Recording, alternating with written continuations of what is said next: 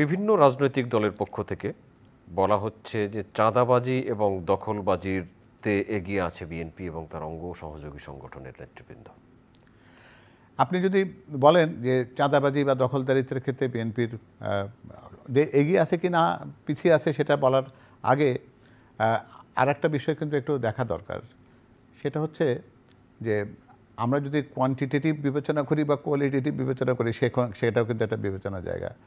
আমরা কিন্তু খুব দুঃখজনকভাবে এটাও দেখেছি, যদিও আমি এরকম প্রসঙ্গটাকে খুব একটা বেশি পছন্দ করি না কোনো তুলনা দেওয়ার জন্য, যে আমাদের এই অন্তর্বর্তীকালীন সরকারের উপদেষ্টাদের একজন একান্ত সচিবের অর্থ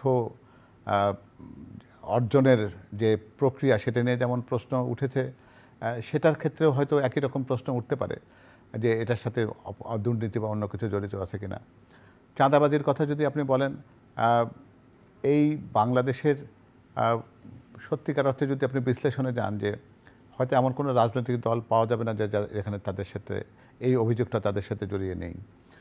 যে কোনো অনুষ্ঠান করবার জন্য বা যে কোনো একটা কর্মসূচি বাস্তবায়নের জন্য এই প্রক্রিয়াটা বাংলাদেশের চিরায়ত সনাতন। আমার মনে হয় কি যে এটাকে ওই একটা কদর্য অর্থে যেটা ব্যবহার হচ্ছে এখন, সেটা কিন্তু দূর হতে পারে। আমাদের পক্ষ থেকে একটা প্রস্তাবনা আমি বরং এখানে বলি, এই নেতিবাচক আলোচনাটা হয়তো জনগণের জন্য বা আমাদের শ্রোতাদের জন্য খুব একটা সুখকর হয়তো হবে না। আমি স্বীকার করছি যে এরকম অভিযোগ বা অপবাদ বিএনপির জন্য আছে, কিন্তু কে এগিয়ে আছে কে পিছিয়ে আছে, অর্থমূল্যে কারটা কত বেশি, এটি হয়তো একটা পৃথক বিবেচনা বা আলোচনা, সেটা হয়তো পরে করা যেতে পারে। কিন্তু প্রত্যেকটা রাজনৈতিক দলের কিন্তু চলার কিন্তু একটা শুদ্ধ পথ হওয়া দরকার।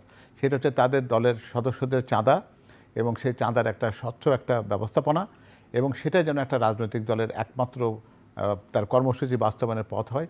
সেই পথে হাঁটা উচিত। আমরা কিন্তু বাংলাদেশ জাতীয়তাবাদী দলের পক্ষ থেকে সদস্য নবায়ন এবং সদস্য ভুক্তির ক্ষেত্রে এই ডিজিটাল পদ্ধতিটা প্রয়োগ করতে যাচ্ছি। আপনি জানেন আমাদের লক্ষ লক্ষ সদস্য রয়েছেন, ফলে এটার মাধ্যমে আমরা যদি সৎ পথে যে চাঁদাটি সংগৃহীত হবে, আমরা মনে করি যে আমাদের দল পরিচালনার জন্য সেটাই যথেষ্ট। এর বাইরে অপকর্মের মাধ্যমে চাঁদা সংগ্রহ, এই প্রক্রিয়ার সাথে আমাদের দলের শীর্ষ নেতৃত্ব বলুন, আমাদের আদর্শিক অবস্থান কখনোই যায় না। আমরা শহীদ রাষ্ট্রপতি জিয়া রহমানের দল করি, যিনি সততার ক্ষেত্রে বাংলাদেশের সর্বোৎকৃষ্ট উদাহরণ। আমার মনে হয় যে গুটি কয়েক বিপদগামীর কারণে দলের সার্বিক ভাবমূর্তিকে প্রশ্নবিদ্ধ হতে দেওয়ার সুযোগ আমরা হয়তো দিতে চাইব না।